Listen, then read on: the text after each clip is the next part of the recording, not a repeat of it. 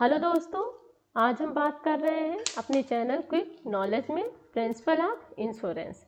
देखिए क्या होता है कि हम लोग इंश्योरेंस करा तो लेते हैं किसी दबावत या किसी रीजनवश। क्या होता है हम इंश्योरेंस पर हमें इंश्योरेंस की जो सिद्धांत होते हैं, जो प्रिंसिपल्स होते हैं, वो हमें पता नहीं होते हैं कि क्या होता है इंश्योरेंस के सिद्धांत। तो आज हम बात कर रहे हैं आपको बहुत ही आसान तरीके से प्रिंसिपल ऑफ इंश्योरेंस। पहला क्या आता है इसमें प्रिंसिपल? पहला प्रिंसिपल आता है principle of utmost good faith.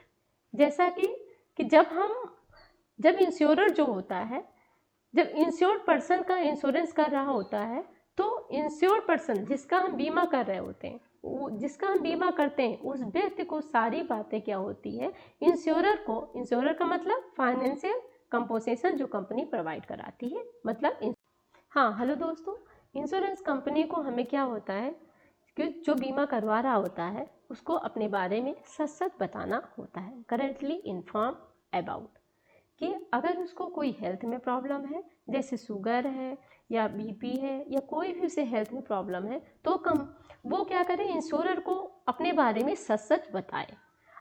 उसके बाद आता है फैमिली हिस्ट्री। उसके फैमिली में अगर किसी को प्रॉब्लम है क्या है, अगर वो फैमिली में किसी को प्रॉब्लम है तो फैमिली हिस्ट्री भी, कभी किसी को कैंसर रहा है या कोई और प्रॉब्लम रही है तो फैमिली हिस्ट्री में भी वो अपना सब कुछ सच सच बताए। उसके बाद आता है इनकम। अगर वो 5 लाख का इनकम कमा रहा है पर मंथ, तो 5 लाख ही के अंदर ही वो इंश्योरेंस ले सकता है, क्योंकि उसकी जो रिलायबल वैल्यू है वो 5 लाख तक ही कंपनी उसको इंश्योरेंस प्रोवाइड कर सकती है। ऐसा नहीं होता है कि वो किसी कंपनी में 5 लाख कमा रहा है और आके 500 करोड़ या का बीमा करवा रहा है, तो ये गलत है। कंपनी के जो फाइनेंशियल एडवाइजर होते हैं वो इस पर एग्री नहीं करेंगे, कंपनी इस बात को एग्री नहीं करती है। उसके बाद आता है आपका योर एज के अकॉर्डिंग क्या होता है प्रीमियम, हमेशा एज के अकॉर्डिंग क्या होता है प्रीमियम हमेशा चेंज रहता है। वेयर डू यू वर्क, जहाँ पे वो काम कर रहा होता है, किस कंपनी में काम कर रहा है, किस पोस्ट पे काम कर रहा है, उसके बारे में उसको क्या होता है, कंपनी को अपने बारे में डिटेल सही सही बताना होता है। जैसे अगर कहीं से वो कोल वगैरह जहाँ पे उसकी क्या होती है, डिजीज होने की ज़्यादा संभावना बढ़ जाती है, तो वहाँ पे उसका प्रीमियम के चांसेस उसे क्या होते हैं, ज़्यादा पे करने की ज़रूरत पड़ जाती है। जैसे किसी कोयला की कंपनी में वो काम कर रहा है, तो उसको क्या करना होगा, उसको क्या होगा, सम एश्योर्ड लेने के लिए उसको ज़्यादा प्रीमियम देना पड़ेगा, क्योंकि वहाँ पे खतरे के चांसेस बढ़ जाते हैं। तो दोस्तों principle of utmost good faith क्या होता है, इंश्योरर और इंश्योर्ड के बीच एक विश्वास होता है कि हम जिस कंपनी को से हम इंश्योरेंस करा रहे हैं, उस कंपनी को हमें अपने बारे में सच सच बताना होता है। अब हम बात करेंगे, हमारा दूसरा पॉइंट है प्रिंसिपल्स ऑफ इंश्योरेबल इंटरेस्ट। इसका मतलब ये हुआ कि हम उसी का बीमा कर सकते हैं जिसके ना रहने पे हमें हानि की संभावना होगी, जिसके ना रहने पे हमें लॉस झेलना पड़ेगा। मतलब जैसे हम अपने फैमिली में अपने पेरेंट्स का, अपनी वाइफ का और अपने बच्चों का अपना इंश्योरेंस कर सकते हैं। हम किसी पड़ोसी का या रिश्तेदार का इंश्योरेंस नहीं कर सकते हैं, क्योंकि उनके ना रहने पे हमारा इमोशनल और मेंटल लॉस हो सकता है, पर हमारा फाइनेंशियल लॉस नहीं होगा। तो हम इसमें दोस्तों उन्हीं का बीमा करते हैं जिनके ना रहने पे हमें फाइनेंशियल लॉस होता है। तीसरा पॉइंट हमारा आता है प्रिंसिपल्स ऑफ इंडेमनिटी। इंडेमनिटी हमें क्या बताती है कि इंश्योरेंस जो होता है वो प्रॉफिट के लिए नहीं किया जाता है, बल्कि जो हमारी हानि होती है उसको कम करता है। Compensation paid can not be more than the losses incurred. हमें फाइनेंशियल कंपनसेशन कंपनी तभी प्रोवाइड करती है जब हमें लॉस होता है। जैसे अगर हमें 5 लाख का लॉस हुआ है दोस्तों, तो हमें कंपनी क्या करेगी, 5 ही लाख का इंश्योरेंस प्रोवाइड कराएगी। जैसे मान लेते हैं कि हमने 10 लाख की कार खरीदी और 10 लाख की कार हमने खरीदी है और उसका उसका एक्सीडेंट हो जाता है या जो भी पार्ट उसके डैमेज हो जाते हैं, तो उसका जो पार्ट हमारे डैमेज होते हैं उसी पार्ट का ही कंपनी क्या करती है, फाइनेंशियल कंपनसेशन प्रोवाइड करती है। मतलब कंपनी क्या करती है, लॉस की भरपाई करती है। जैसे हम किसी कंपनी में काम कर रहे हैं और पर मंथ हम पर ईयर हम क्या करते हैं, 2 लाख कमाते हैं। पर ईयर 2 लाख कमाते हैं तो हमारी कंपनी क्या करेगी, 2 लाख का ही हमारी बीमा करेगी। ऐसा नहीं कि वो 50 लाख का हमारा बीमा कर ले। तो ये है हमारा principle of indemnity. Principles of contribution क्या बताता है कि 2 या 2 से अधिक कंपनियों से हमने इंश्योरेंस करा रखा है। मान लेते हैं कि हमारे पास कोई प्रॉपर्टी है जिसकी हमने 2 जगह इंश्योरेंस करा रखा है। 20 लाख की मान लेते हैं प्रॉपर्टी है और 20 लाख प्रॉपर्टी का हमने 10 लाख एक कंपनी से करा रखा है और 10 लाख दूसरी कंपनी से इंश्योरेंस करा रखा है।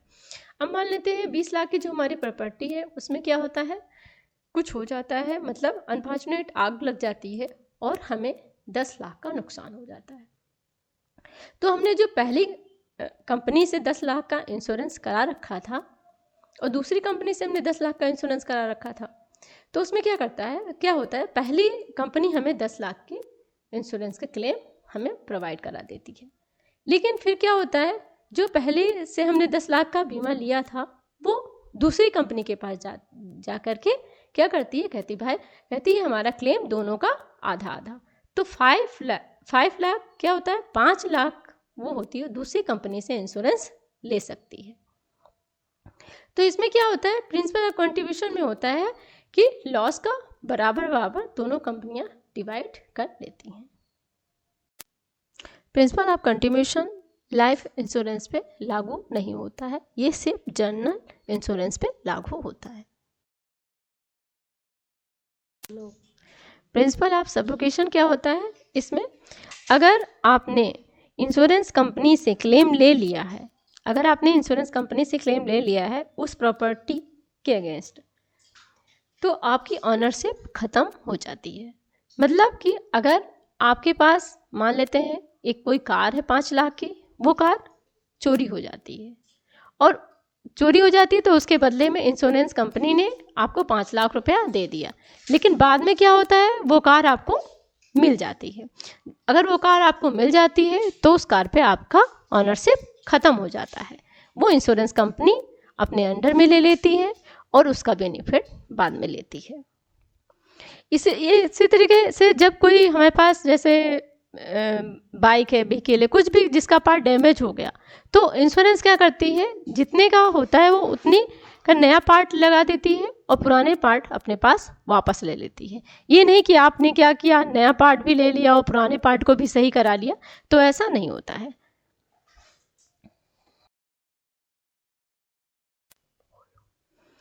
प्रिंसिपल ऑफ लॉस मिनिमाइजेशन में क्या होता है, जो इंश्योरेंस बायर है उसे क्या करना चाहिए, उसे हमेशा ये कोशिश करना चाहिए लॉस को मिनिमाइज करना चाहिए कि लॉसेस कम हो। जैसे मान लेते हैं हमारे पास कोई कार है, उसमें आग लग जाती है, तो हमें क्या करना चाहिए, हमें तुरंत फायर ब्रिगेड को बुलाना चाहिए। हमें उस कोशिश ये करना चाहिए कि कम से कम लॉस हो, ताकि इंश्योरेंस कंपनी हमें वो लॉसेस प्रोवाइड करते। हम ये मतलब नहीं हुआ कि हमने सामान खरीद लिया और आग लग गई, जल जाए तो हमें इंश्योरेंस कंपनी देगी ही देगी, क्योंकि जब इंश्योरेंस कंपनी क्लेम देती है तो पूरी पूछताछ करती है कि ऐसा नहीं कि इंश्योरेंस बायर को पूरी कोशिश करनी चाहिए लॉसेस को मिनिमाइज करने में। हमारे पास कोई कार है, वो भी चोरी हो जाती है, उस पर भी हमें क्या करना चाहिए, FIR वगैरह करवाना चाहिए। पूरी कोशिश हमें करनी चाहिए लॉस को मिनिमाइज करने के लिए।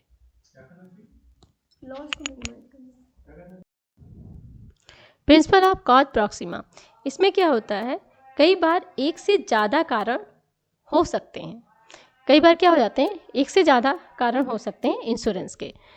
तो जैसे मान लेते हैं कि कोई शिप है, शिप में क्या होता है कि शिप में होल हो जाता है, जिससे पूरा पानी भर जाता है। दूसरा रीज़न क्या होता है कि चूहे क्या होते हैं, शिप को अंदर से कुतर देते हैं, काट देते हैं।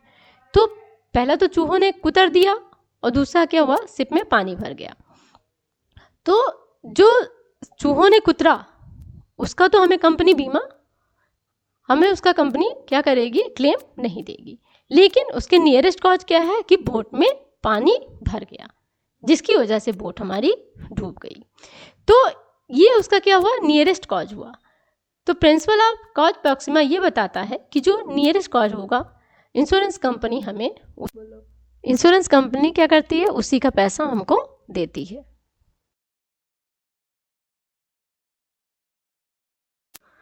Thanks for watching my video. Please like, share and subscribe.